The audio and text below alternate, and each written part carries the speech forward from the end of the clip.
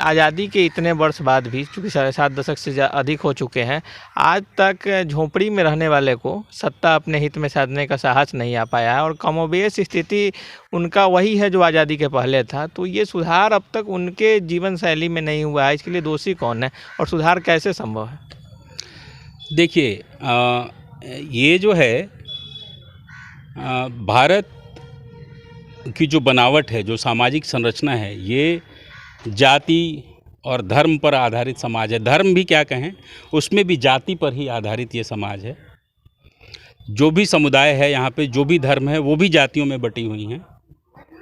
और ऐतिहासिक रूप से देखा जाए तो जो जातियों में जो ऊंचा पड़ते हैं वो सत्ता में रहे हैं, वो सत्ता में रहे हैं और उनकी कोशिश यही रही है कि वो सत्ता किसी तरह उनकी चलती रहे।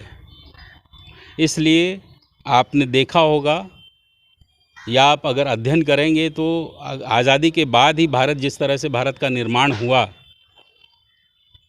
नए भारत का निर्माण, उस नए भारत के निर्माण में आप देखेंगे कि जो कमज़ोर रहे,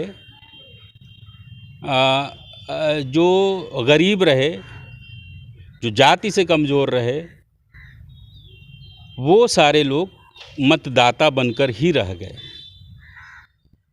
और वो मतदाता भी नहीं, वो वोट बैंक बन के रह गए। अब तो कुछ बड़े बेशर्म नेता भी हैं, वो कहते हैं कि हमारे पास 20 लाख का वोट बैंक है। वो ये नहीं कहते कि 20 लाख जनता है, मैं उनका प्रतिनिधि हूँ। वो कहते भी हैं कि मैं 20 लाख वोट बैंक है हमारे पास। तो जब पब्लिक बैंक में तब्दील हो जाए तो आप समझिए उसकी क्या हैसियत रह जाएगी। और मामला बहुत है, रोज़गार में किसका भागीदारी रही, ज़मीन किसके पास रहा, शिक्षा में कितनी भागीदारी रही, ये सारा सवाल है। तो इन सब सवालों को अगर आप समझें, देखें, एक उदाहरण के तौर पर अपने यहाँ हैं एक मुख्यमंत्री रहे हैं थोड़े समय के लिए, जीतन राम मांझी। मांझी साहब मुझे लगता है इस देश के सबसे कमज़ोर समुदाय का प्रतिनिधित्व करते हैं।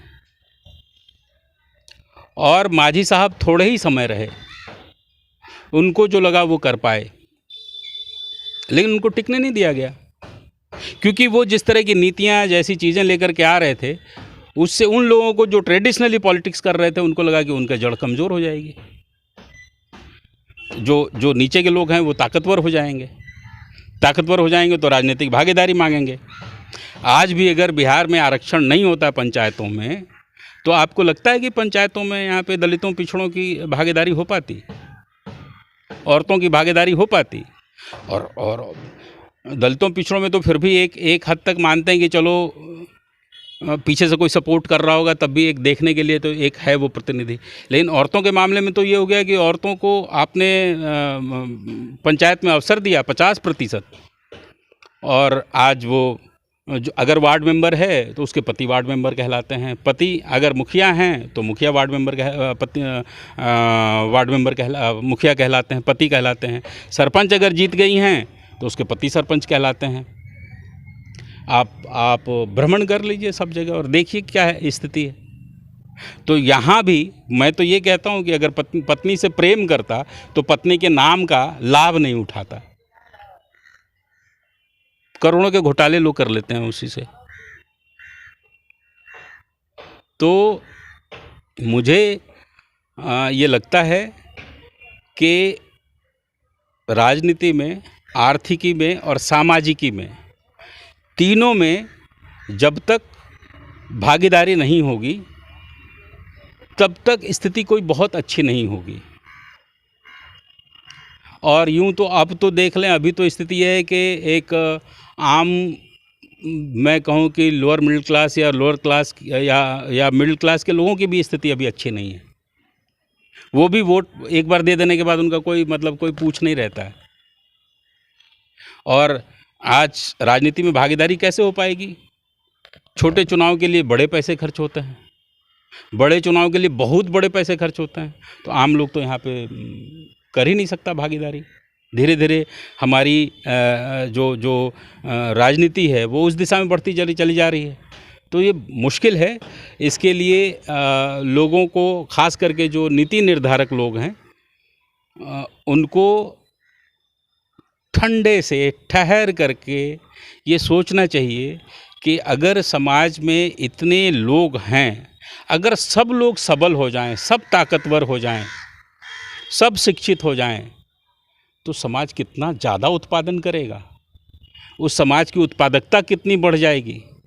एक हाथ काम करने वाला और घर में 2 हाथ काम करने वाला, जिस घर में 2 हाथ काम करने वाला है वो घर तो ताकतवर है, उस घर की स्थिति अच्छी तो होगी। तो ये देश क्यों नहीं अच्छा हो सकता है अगर सबको उसमें शामिल किया जाए। लेकिन सवाल ये है कि आप गरीबों के एजुकेशन के लिए जो आपने जगह छोड़ दी है, वो वहाँ तो मक्खी भी जाने को तैयार नहीं है। आपने बिहार के बच्चे कैसे इतना अच्छा कर पा रहे हैं, ये एक चमत्कार का सवाल है। आप चले जाइए किसी भी हाई स्कूल में, कोई यहाँ पर प्रयोगशाला काम नहीं कर रहा, कहीं कोई लाइब्रेरी नहीं चल रही, 7 घंटे पढ़ाई कहीं नहीं हो रही, 4 टीचर 32 टीचर का काम चला रहे हैं। तो कैसे चल रहा है? मतलब ये चमत्कार ही है। बच्चों की जिजीविका कह लें या पता नहीं और क्या है। तो इन सबको व्यवस्थित करने से पहले शिक्षा पे बहुत अच्छा जोर देना पड़ेगा। लोगों की आर्थिक हैसियत कैसे अच्छी हो, इसके बारे में विचार करना पड़ेगा। और राजनीति को आपको लिबरल बनाना पड़ेगा, राजनीति में सबको आने देना पड़ेगा, स्थिति बदलेगी।